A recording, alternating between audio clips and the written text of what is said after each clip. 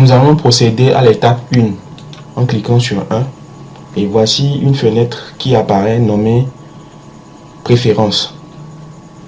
Donc dans cette partie de l'option générale, vous avez plusieurs onglets: General Settings, Terminal Settings, GUI Settings.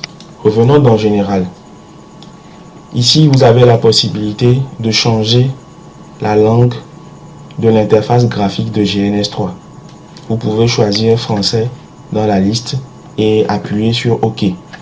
Mais pour le moment, nous allons le laisser sur l'anglais. Vérifiez à ce que les 3 premières cases soient cochées et décochez la 4e case. Cette case empêchera GNS3 de vérifier chaque fois s'il y a une nouvelle version de GNS3 disponible en ligne. Dans ces champs, nous avons pour le premier champ le temps qui sépare le démarrage de 2 équipements virtuels. Donc ici, au niveau de PAF, il s'agit des chemins vers les dossiers que nous avons créés précédemment. Donc à ce premier niveau, nous allons modifier le dossier projet et cliquer sur le bouton naviguer.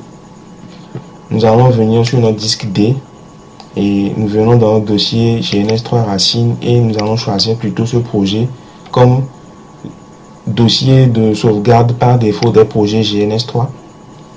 Et au niveau de OS Images, nous allons aussi modifier le dossier. Nous cliquons sur le bouton naviguer, nous revenons sur le disque D, nous allons dans notre dossier GNS3 Racine et nous choisissons le dossier Images comme dossier de sauvegarde par défaut des fichiers iOS.